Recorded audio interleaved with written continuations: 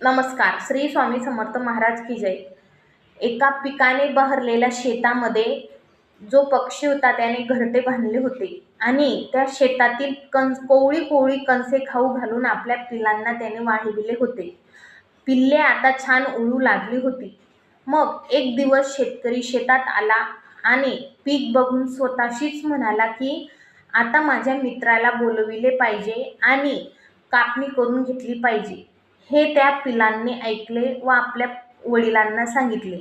तेव्हा तो पक्षी म्हणाला की आपण थोडे दिवस घरटे सोडायचे नाही. मग 10 ते 15 दिवसांनी शेतकरी शेतात आला व ते पीक बघून स्वतःशीच म्हणाला की आता मला उद्या मजूर आणून कापणी करून घ्यावी लागेल. हे त्या पिलांनी आपल्या वडिलांना सांगितले. तेव्हा तो पक्षी म्हणाला की आता आपल्याला घरटे सोडावे लागेल, कारण तो